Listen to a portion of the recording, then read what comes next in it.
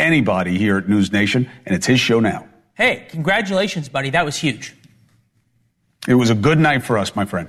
Yeah, and I would add the fact that people tuned in the way they did, the way it was a record night for us, speaks to how well you and the team did, and also to our viewers, that people are demanding and seeking the product that you put on the air every night out. Listen, I mean, I've been watching you do it. NewsNation is ambitious. It's trying something different, and it's very cool to be a part of that. So thanks for welcoming me on the team, my friend. Well, it is our team together now. Have a nice night. Congratulations. Go home and celebrate the win. Good to see you, Chris, as always. As we come on the air tonight, President Donald Trump is speaking at the University of Alabama. Roll Tide. He is a president who's having a bit of fun heading into the weekend. This is his 101st day in office. And now, 100 days plus one. Donald Trump got, I can't believe I'm saying this, more Trumpy. We didn't know it was possible. The president shuffled the deck with his staff, had a little bit of fun with the media along the way. National Security Advisor Mike Waltz will head to New York to serve as UN ambassador. The announcement came just hours after Waltz offered Kim Jong-un-like praise for the president.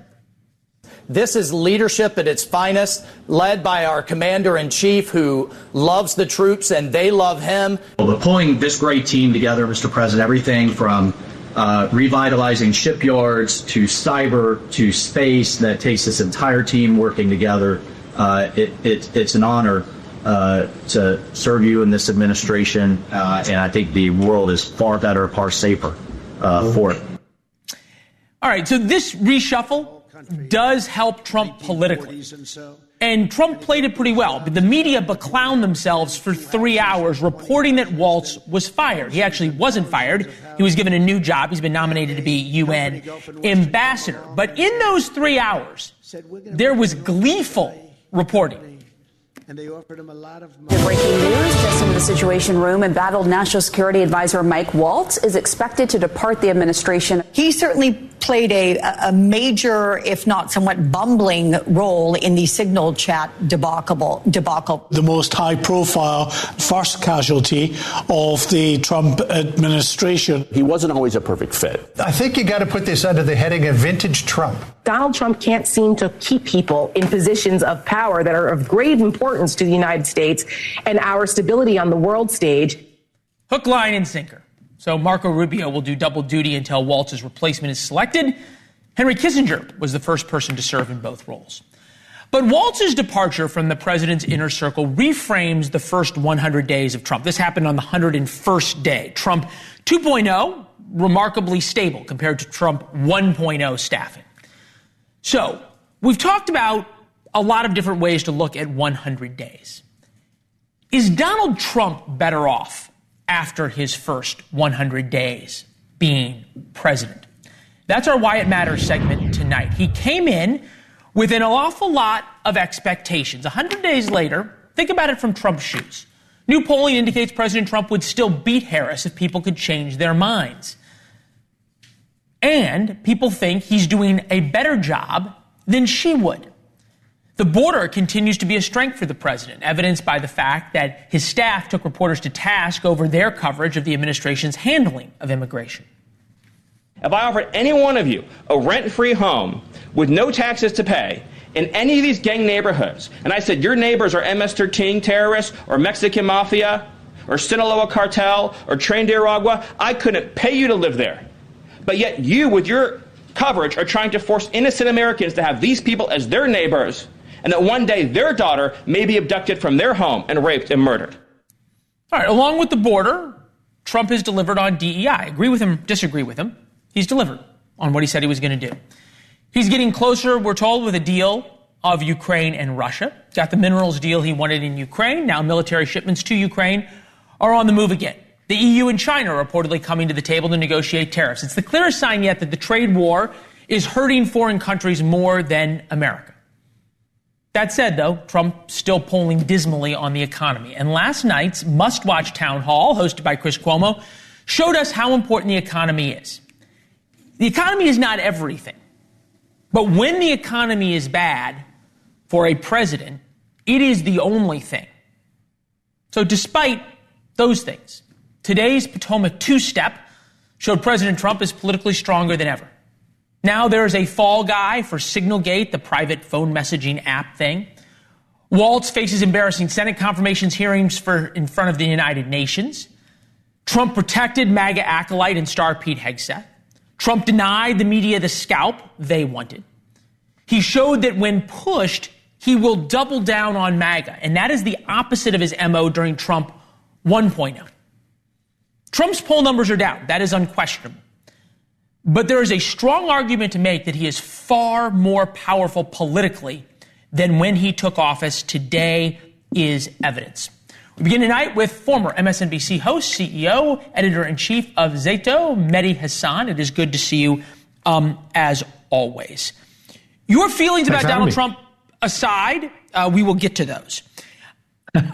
Do you agree with me that just as an observer, politically he is stronger today than he was when he took office? Okay, so no, I don't agree with that. I do enjoy coming on your show because when I listen to your monologue, there's bits where I nod along in agreement. I'm glad you referred to the North Korean praise. It was an insane cabinet meeting yesterday. And then there's parts where I kind of shake my head when you say, for example, he didn't fire Mike Waltz. I mean, he literally fired Mike Waltz. This morning, Mike Waltz was National Security Advisor. Tonight, he's not National Security Advisor. He was fired as National Security Advisor. Now, did he get another lesser job in the administration? Sure, but he was fired this morning. Okay. On the power of Trump, when he came to office, he was actually ridiculously powerful. People like me were like, whoa. Like, people are, rolling over for him, bowing down to him, bending knees. He's got crazy popular approval ratings. He had just won the popular vote, unlike in 2016. And now you look at the polling. I mean, you cited some polling, which shows he's more popular than Harris. But he's the most unpopular president at this point in 100 days in modern American history. His stock market has performed worse than any president in the first 100 days since Nixon. I hear you. The polling is bad. The polling is really bad. There's no question. He's underwater on every issue. There's no question about that. But inside the Republican Party, there is not a single person you can find who is breaking with him. Agreed. It is remarkable, though, how he continues to become more Trumpy. And it seems as though the less he cares about how the world views him, how the media views him, the more powerful he becomes because he's just willing to do anything. So I guess we're debating the idea of what it means to be powerful. Is he powerful within the Republican Party? Is he more powerful than he was? But perhaps. I mean, I'm no defender of the Republican Party. One of my great critiques of the two-party system in this country is that one party has basically allowed itself to become a personality cult and offer no kind of resistance whatsoever. I think the problem is that he needs to be president of the entire country. I know he doesn't want to be, has no interest in being, but he isn't. And of course, the base doubled down with him. If you look at the polling, every group of people have turned on him except his base. And what's fascinating about Trump is every time he has this opportunity to really do something radical, oh, wow, his numbers are up with Hispanic men. They were, right? There were huge increases. I'm not going to deny that he did much better than any of us imagined with non-white voters. And yet, look at that now. Look at the polling now. He's absolutely hemorrhaging. Look, I understand the polling. He's not building, Leland. My point is, he's not building. He's not expanding. He's always contracting. Okay, well, he built through the campaign. Now you're saying how he's governing is contracting. But if you think about two different polls, most effective start in the first 100 days, Donald Trump beats Obama, Trump, and Biden. DDHQ, Trump's handling of the border, 39% say he's doing better than expected, 37% say he is doing worse than expected. I understand the desire to just hammer away at, especially for those who don't like Donald Trump, at his approval numbers. They are down. I'm wondering if the underlying part of these poll numbers, we aren't missing something. I'm not sure because, we can spend the whole time talking about poll numbers. The New York Times Siena College poll shows him underwater on every issue. He used to lead on the immigration and the economy. Okay. He's losing on both of those key issues for him, right? People like me used to get frustrated that he's winning on the economy even though he has no economic policy. He's winning on immigration even though he does horrible things. Now, the most unpopular single issue for him is his handling of Kilmar Abrego Garcia, which, was supposed to be... Yeah, I'm not sure how that question was asked, but go ahead. I think you make a point. TV. He goes on TV and he makes a fool of himself this week, repeatedly saying to Terry Moran that the words MS-13 were written on the knuckles of Kilmar Brego Garcia. An insane. I'm not even saying we go back and forth, but Mehdi, when it comes, I get that, but I think there's a large portion of the country that just doesn't care about what you're saying about it, whether or not the knuckles were written MS-13 or whether it was tattoos. Okay. Well, that's a separate argument. I care about issues because they're true or false. I don't need a poll to tell me what's important. When the president lies, that matters to me. When he says delusional things, that matters to me. I don't need to look at polls. When Joe Biden made a fool of himself in that debate last summer, I came down to this studio, this is my home studio, and I made a video that night saying he needs to step out of the race. I didn't check the Democratic Party polls to see whether that's a popular position or not. I just thought that's wrong. Let me just finish my point. Let me just 1 second. I just want to finish one point on the economy and immigration. This is bad for him. That is two key issues he's behind on 100 days into his presidency. On the economy, he's telling people buy $2 instead of $30. And we got that in a segment coming up. We got that in a segment coming up. This is him tonight at the University of Alabama. Take a listen. You're the first graduating class of the golden age of America. We're in the golden age. We've done things that nobody thought possible. 100 days yesterday, 100 days, and we've done things that nobody thought even possible. I don't think Democrats thought it was possible to do what he did on immigration and what he did on DEI culture at all was possible in 100 days.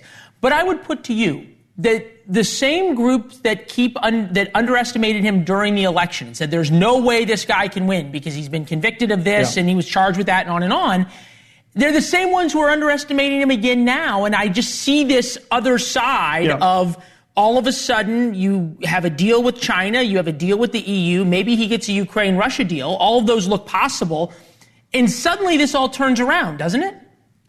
So I underestimated him in 2016. I have not underestimated him since 2017 onwards. I'm the guy who said he's not going to leave office peacefully, he's going to do an insurrection. And people said, don't be silly, he'll be dragged out. I've always said, take Trump seriously. Don't pretend that he's just trolling. When he says, I want to run for a third term, unlike you, I take that seriously. So I don't dismiss at all his power to change this country. My big worry is that in 6 months, 1 year, American democracy will be gone. It won't look like it looks right now. He's already defying the Supreme Court. He's defying lower courts. What he's doing is so dangerous on a constitutional, legal, democratic level that no, I'm not underestimating at all. Help me understand here. The youngest people in America, who normally are the most liberal, right? 18 to 24-year-olds now have moved conservative. You watch them at the University of Alabama. Trump's having a good time, and I think the crowd's having a better time. How do you explain that? Oh, come on. We're not going to measure public opinion by a Trump crowd. Actually, if you look at the polling, his poll numbers with young people, again, have crashed, like with Hispanics. All these places he had leads, he's losing them. And on the economy, we haven't seen the full impact of the tariffs. That's you true. Talk about a golden age of America. On the 101st day of Trump's presidency, we had the first negative quarter of growth since the start of 2022. A majority of Americans, including a majority of Republicans, believe we're going to have a recession this year as a result of Trump's policies. So I'm happy to keep coming on your show, Leland, and talking about how this year goes. I can believe two things at the same time. One is he will continue to get more unpopular. Two is he will continue to do great damage to this country. I'm not underestimating his power or influence or ambition. I want to get you on one last thing, because we haven't talked about foreign policy yet. No group or country has killed more Arabs or Muslims than the Iranians, than the mullahs.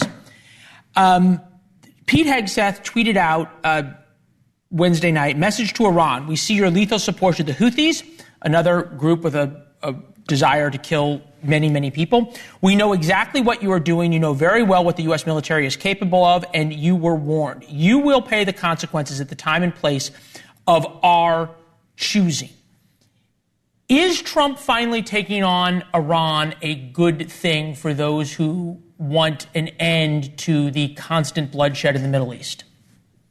No, I don't think we need another war in the Middle East. And it's interesting that this is something he campaigned against, right? He ran as the anti-war guy. He went to Michigan and said, Liz Cheney is going to get Americans killed in the Middle East. I'm going to stay out of wars in the Middle East. Now he's threatening to bomb Iran like never before. So Iran being strong is good? It's hawkish. It's not about Iran being strong or weak. It's about having a region where people are not at each other's throats, where we're not having another Iraq-style war. You talked about Iran killing a lot of Muslims. I mean, the United States under George Bush killed, 500,000, 1 million Iraqis? We'll never know. So the funny thing is, people like Tucker Carlson... Way more died in Syria. But go ahead. Leland, what a great idea. We killed 500,000, Assad killed 1 million. The point is, we killed a lot of people. I don't agree with Tucker Carlson on anything, as you know. But on Iran, Tucker Carlson wing of the GOP is right. We need to stay out of these foreign wars. Okay. Many of Trump's most loyal MAGA voters do not want another war in the Middle East. You make a great point about Tucker Carlson. And Waltz. Let me give you one last point, and you can end. You think about the horseshoe now of American politics, right? It comes like this: you and Tucker Carlson probably being on the bottom of the horseshoes. No. Do you not worry? You don't agree with that? No, the one issue I agree with Tucker Carlson on is no war with Iran, but I'm pretty much sure I disagree with 95% of what Tucker Carlson believes. All right, fair enough. Mehdi, it's always fun to have you on. I always enjoy having people who are smarter than me. It's good to see you. That's not true, but I appreciate it. It is true. It's why we have you on. We first wrote about this in War Notes. That's your chance for an inside look at the show every day. Warnotes.com to subscribe. You will be delighted, smarter when you read our email, 7:05 p.m. Eastern every day. It is what makes our show different. We have people like Mehdi on. Kamala's comeback speech shows America one thing. Democrats still have no face of the party. So how can there be a resistance when no one's leading the resistance? We are not going to scatter. We are going to stand together. But was barely reported at the time. Kamala Harris returned. 100 days after leaving office, she came to energize the resistance. Who saw that video from a couple of weeks ago? The one of the elephants at the San Diego Zoo during the earthquake? Google it if you've not seen it. So that scene has been on my mind. Everybody's asking me what you've been thinking about these days. Well, to be fair, she's had a lot of time to think over the past 100 days. The problem for her and Democrats is that none of them, including her and all of those thoughts, have come up with what they are for, just what they are against. Continues to be a problem for Democrats. Democratic Massachusetts Congressman Seth Moulton diagnosed that problem a long time ago and is with us now. It's good to see you, sir. Thank you. Everyone's been talking about Trump's 100 days. Let's talk about Democrats' 100 days. Democrats stronger and better off 100 days into the Trump administration, or worse from when he was inaugurated? Well, I think, honestly, we're better off in terms of how Trump is just completely wrecking himself and self-destructing his own administration. But to your point, Leland, I don't know that we have yet solved our own problems, and I've really been encouraging our party to look ourselves in the mirror, to really examine why we lost so many voters, and to do more to get back in touch with Americans. Yes, we have to speak out against Trump and be honest about what he's doing, but we also have to show a forward-looking vision for the country. And we got work to do. There's something other than Donald Trump. Chuck Schumer, who people can argue whether he is the leader of the party, but he is probably the number one or number two most senior Democrat around, was asked about poll numbers, and he talked about how terrible, as you just did, Donald Trump's poll numbers are. Take a listen. There's a poll out today that has your approval rating lower than any other congressional leader at 17%. Are you concerned that you may be a liability for your party? Polls come and go. Our party is united. We're on our front foot. We're stepping forward and going after Trump. I'm sorry. How do you expect the American people to trust Democrats to go after Donald Trump if that's what you think is important when you are less popular than he is?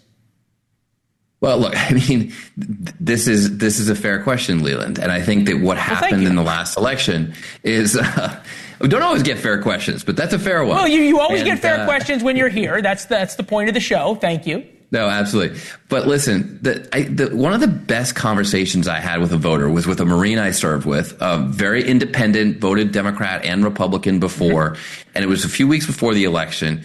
And he said, look, Seth, I know this guy is crazy. He's totally nuts. I do not want to vote for Donald Trump. But you Democrats are just so out of touch.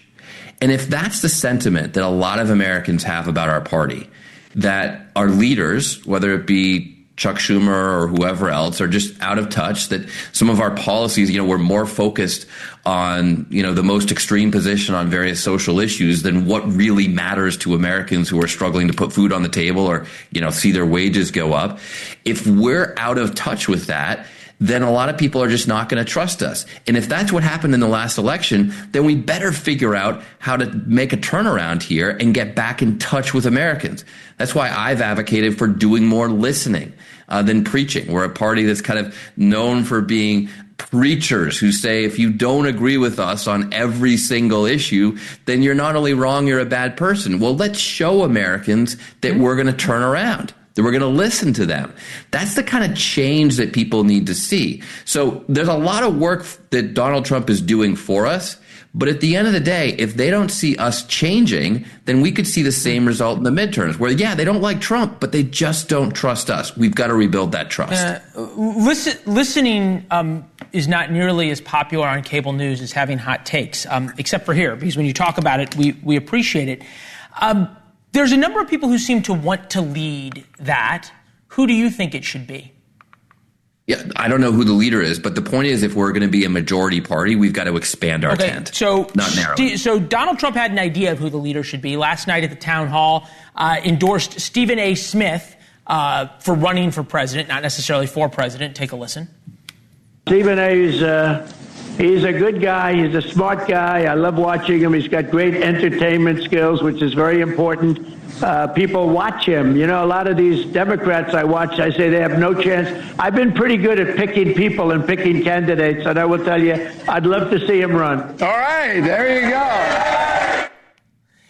Is that the voice? Somebody who is willing to be different and take on their own party, Democratic Party, that you need? Well, I think it's helpful. I mean, look, two of the best presidents that we've had in recent memory are Bill Clinton and Barack Obama, both elected to 2 terms. Both people. Come on. I thought you were going to say Ronald Reagan and be bipartisan. Come on. What's that? I thought you were going to say Reagan and be bipartisan. No, Democrat president. Okay. Reagan's not Reagan might be a Democrat by Trump standards, but not by history standards. But among Democrats, right? If you're looking for who's the next great Democratic president, just look to recent memory. Bill Clinton, no one had ever heard of him this far out from the election before he was elected the first time for president, and he took on the party. He said, we've gone too far to the left. We've got to get back in touch with the economic interests of Americans.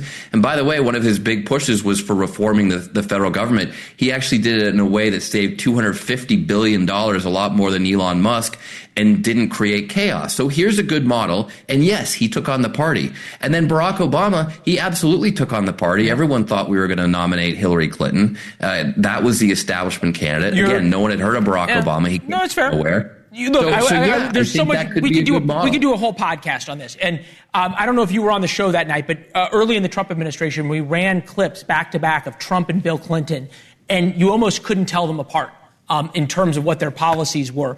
But you mentioned Bill Clinton. James Carville was the architect of Bill Clinton. It's the economy, stupid. Here is Stephen Bannon, on last night with the town hall. Take a listen. So Steve says that he's going to raise taxes on the rich to help pay for the tax cuts for the middle class this time. I hope that Steve is right. I don't think he is. Why? Because I think they're going to cut tax. I think they're going to keep the tax cuts for the billionaires. If he's right, if they raise taxes on rich people and help middle class people, and they keep expanding health care for middle class people and subsidies to help so people can buy insurance, if they keep doing that and they tax billionaires, you know what? I'm going to come on your show, Chris, and say, I got it wrong. All right, so Carville can come on and say he got it wrong, doesn't cost him anything. Donald Trump's superpower is making his political enemies do unpopular or stupid things. Do you worry that Trump's going to put you in the position of having to vote on a tax increase for billionaires? I mean, he's going to try to put us into all sorts of awkward positions. But so far, the Trump administration hasn't even had any agenda in Congress. I mean, I go to Washington every week. We vote on completely meaningless stuff like deregulating refrigerators. Okay, meaningless stuff in Congress is kind of par for the course. I apologize. No, but the point is there's no Trump agenda, Leland. You know? There's no agenda. There's no legislative agenda. He's doing everything by executive order, which is exactly what all you Republicans said Barack Obama was. All you Republicans? Yeah. Republicans. I'm not a Republican. Were irate at Barack Obama for using executive orders. I'm not a Republican. You can't do that. Now everyone is now Trump is going around bragging about how many executive orders he's using. Time out. We got to. You just said all you Republicans. I'm not a Republican. Okay. Look, I don't know exactly your political history, Leland, but my point is that the same Republicans who attacked Barack Obama for using executive orders, when actually Barack Obama did then have a real legislative agenda that he did work with Congress in often in a bipartisan way to get done, they're the ones who are now praising the fact that Trump is doing everything by executive order and he's not putting forward a legislative agenda. So no, it is a completely fair critique, completely, and he's not putting forward a legislative agenda on immigration or anything else. Agreed, 100%, and it will be his downfall if he can't get a legislative agenda through. Congressman Seth Moulton, as always, thank you. It's good to see you, sir. We'll see you back in D.C. Tomorrow. All right, good to see you, Leland. We're going to ask a very simple question about Trump's 100 days. It's got nothing to do with Trump. It has to do with you. Are you better off after 100 days? 9 p.m. Eastern tomorrow, O'Reilly and I will give you that answer. 100 days of Trump, are you better off? We're going to give Trump the Joe Biden treatment. Remember, Biden would say, compare me to the alternative, not the almighty. And that seems fair. So here's a sneak peek of the president's history and presidential history of going after their political enemies. Donald Trump is doing that in an unbelievable way, going after his political enemies. But Bill O'Reilly says it's not just Trump. Going after Tish James, the investigations. Give me the analysis. What's the no spin? You know, I would probably do some of that if I were Trump, but I know it's all personal with Trump. You heard him and his family, he's going to come get you. Is it good for the country? No, not particularly. The great presidents, Washington probably in particular, but I think you can put Lincoln in that as well. Put country above self. Is Donald Trump capable of that? I don't know. That's too broad a question. But you're wrong when you said that Lincoln and Washington were benevolent in this area. Every president settled scores. Washington hung 4 guys. Isn't that what used to make America different, though, is we didn't do it in this way? But we did it this way. No. We always did. Oh, come on. Don't be, what are you, Little Bo Peep? I love America. Every president did it. Not like this. Whoa. These guys, you cross them, they're coming after you. They were putting guys in jail. Ooh, John Adams? How many journalists did he put in jail? You want to go back to the 1780s? Is that our country? Modern times. Is he a president? How many political enemies did Reagan put in jail? Or Bush? Reagan took care of some people, big time. And the Bush boys, you don't want to get on the wrong side of those guys. W invaded Iraq. Look, it's not about putting people in jail. It's about auditing them with the IRS. Okay, it's about making their business have a few more regulations. But isn't that where we're headed? Feels like we're headed there. We were always there. No, we weren't always there. The reciprocity multiplier keeps going up. Whether or not Bill O'Reilly thinks that's a good thing, the answer will surprise you. Tomorrow night, 9 p.m. Eastern. Prices, unquestionably, are up. Some prices, some aren't. GDP is down. Toxic tariffs are now a terrible thing for Donald Trump, at least in the short term. In other words, a lot of people will tell you about the economy that all is lost. Or is it? Could we actually be talking ourselves, this is possible, into a recession?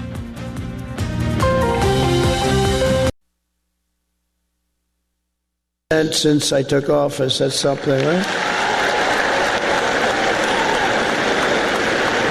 But the price of food has gone down, and mortgage rates are down, and gasoline prices just hit $1.88 a gallon in 3 states. Can you believe it? It was at $3.50. That was President Trump moments ago delivering the commencement speech at the University of Alabama.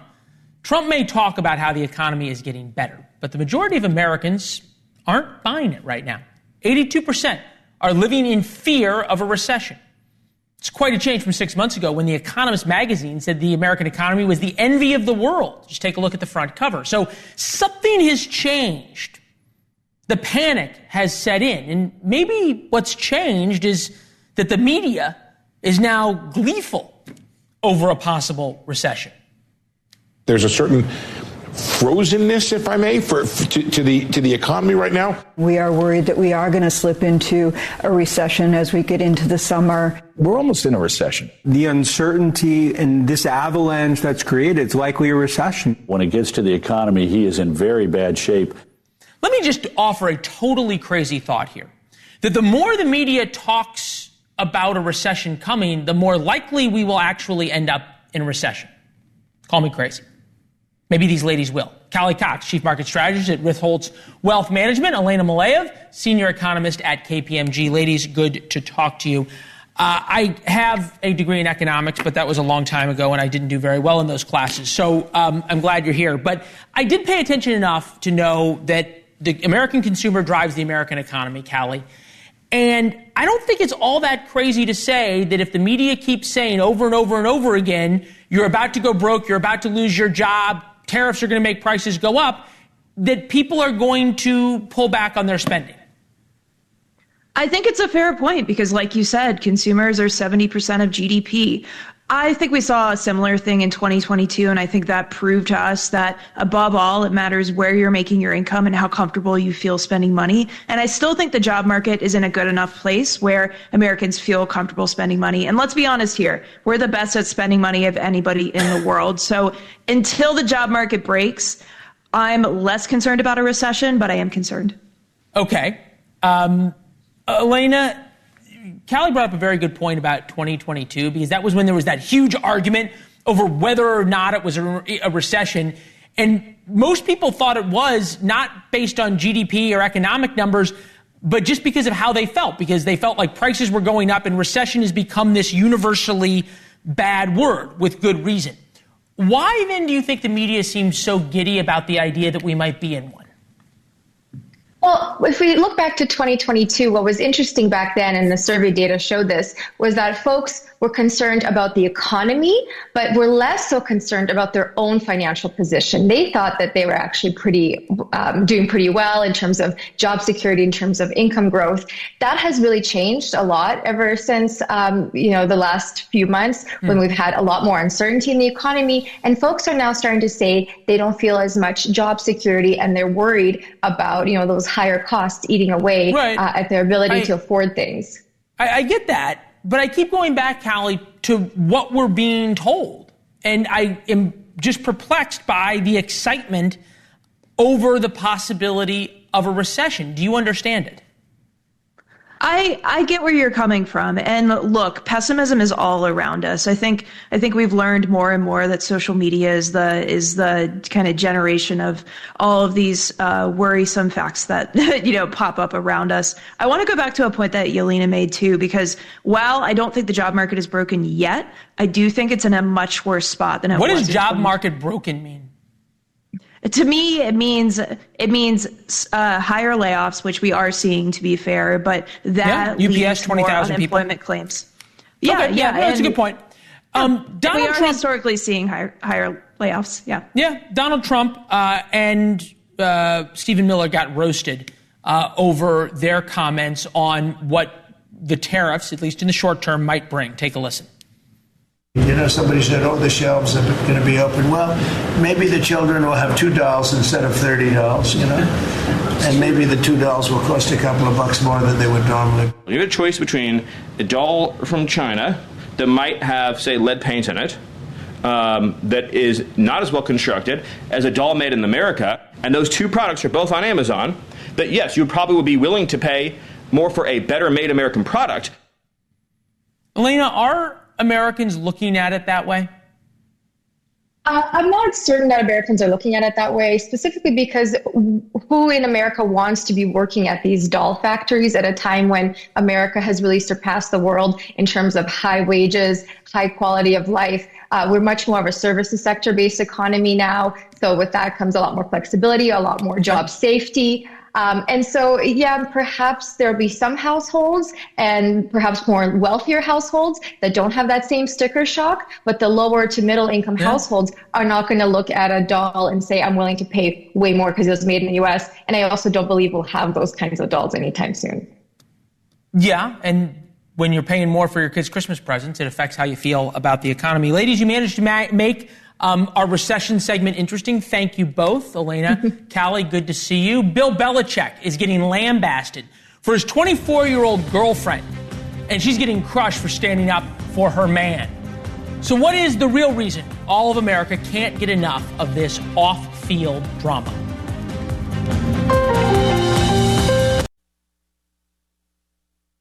No fool like an old fool. Former Patriots coach and new North Carolina Tar Heels football head coach Bill Belichick is who she was talking about. During a viral interview with CBS Sunday Mornings about his new book, his 24-year-old girlfriend, Jordan Hudson, decided it was time for her to, butt into the interview and move things along. Never been too worried about what everybody else thinks. Just try to do what I feel like is best for me and what's right. How did you guys meet? Not talking about this. No? No. To be fair, allegedly there was an agreement that they wouldn't ask about this. It was supposed to be about his book. Dating a woman almost 50 years younger than you is always going to raise some eyebrows. He's 73, she's 24. But this sort of controversy has exposed how older men dating young women is now one of, maybe is the only last socially acceptable reasons to ridicule someone. If the situation were reversed and we had a 74-year-old female and a 24-year-old male in the background, like, we're not talking about that, but we'd be accusing him of elder abuse. You gotta respect her for it. She's I mean, one of the most legendary coaches, and she's got him under control. I will admit, I'm a little concerned with some of the stuff that's going on, and I might actually reach out to him. Michelle Tafoya is with us, host of the Michelle Tafoya podcast, former sideline reporter. It's good to see you. Great to see you. This feels unfair to me, both to him and to her. Well, I'll tell you, Bill Belichick has had an interesting rapport relationship with the media for his entire career. Take it from someone who knows very, very well. And so that's part of his MO. Now, CBS News has come out and said, we made no such agreement that this was going to be strictly about the book. We said this was going to be an open conversation. And by the way, in the book, he does mention in the acknowledgments his gratitude toward Jordan, who he calls his muse and his idea mill. So that is there in the book. Okay. So I think it's a bit of fair game. So I'm not sure. Look, this comes down to what you just mentioned earlier. It's all about the sex aspect of this story, right? That we've got an older man and a younger woman, and I'm not trying to conjure up images here, but I'm saying this is about the photos that they take together, the fact that they do. We're putting them on TV. Attention. Don't worry. Yeah, the mermaid. Oh yeah, I mean it's fabulous, and the Pilates, she called it, instead of Pilates, where he balances her on his feet. So on the one hand, they're saying we're not going to talk about how we met. And maybe she was trying to keep the interview on track. There are reports that, she interrupted multiple times, even walked out once. So it's about professionalism. It's about, when do you say my 24-year-old girlfriend should be my publicist and my PR rep? If that's their arrangement, fine. But there is certainly room for scrutiny. Fair enough. My reporting on this is that those reports that you mentioned in terms of how she acted are indeed true. But even still, I mean, when Giselle stood up for Tom Brady, there was a lot of women who took her side and said, right on, right? A woman standing up for her man is great. And yet when this young woman does it, somehow she's a diva and needs Charles Barkley to come save him. Well, I remember the Giselle incident a little bit differently. I think Giselle took a lot of heat. She did? For saying, yes. Not for me. I stood up for her. Well, I bet you did, Leland. I bet you would stand up for Giselle. This is a little bit different because of the sort of the control aspect of this, that she is keeping this guy in line in a way. And at least that's how it appears. Now, look, Bill Belichick can take care of himself, but he's always had someone. He had a guy named Berge Najarian, who's now at Boston College, from my understanding. Berge used to always run interference for Bill, between the media and Bill. And now I guess it's Jordan, but it's his girlfriend, and she's incredibly young. So the optics are just... Is that a problem, though? And who cares? I guess society does care to a certain extent. Right, because it's like the last thing you can be mean to somebody about. Well, I think Jewish people would say that's not quite the case. they get mean treatment all the time. But so I don't know about this. And I remember when Liz Taylor was always dating much younger men, at least one of them, that was frowned upon too. So yeah, look, I don't care what their relationship is, Leland. I really don't. But we're at a moment where the NFL is in its off season. This is a good, juicy story. And thank God. It's something other than politics to talk about. I love it. It's so great. My husband actually said it reminds him of Meghan Markle and Prince Harry. Yes. All the dynamics there. Michelle, you were the perfect guest for this. We knew that. I told you earlier, long time listener, first time callers, they say in radio, really enjoyed your work. We'll see you soon. Thank you. Good to see you. All right. One thing you're talking about tomorrow when we come back.